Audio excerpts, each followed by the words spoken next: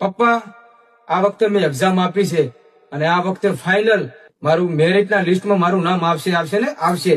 અને જયારે મેરિટનું રિઝલ્ટ જાહેર થાય છે ત્યારે એ જ દીકરો અને દીકરી 10 માર્કે 5 માર્ક છે અથવા 1 માર્ક છે રહી જતો હોય છે. અને જેના જોડે આવું થયું હોય એ વિડીયો જોવાનું રાખજો અને તમારાથી કઈ ના થાય તો વિડીયો શેર જરૂરથી કરજો.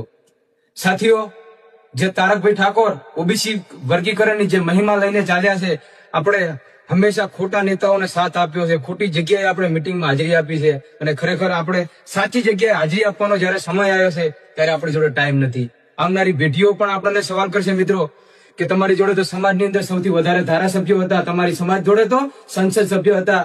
પપ્પા, કાકા, મમ્મી, તમે મારા માટે ઓબીસી વર્ગીકરણ પણ ના કરી શક્યા. આવનારો સમય, આવનારી પેઢીઓને આપણે મિત્રો શું જવાબ આપીશું?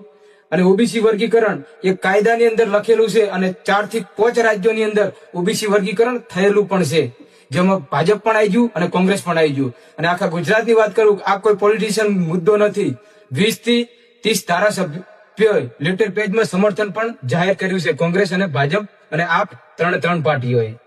આ એક આવનારી પેઢીઓને સુધારવા માટે આપણો સમાજ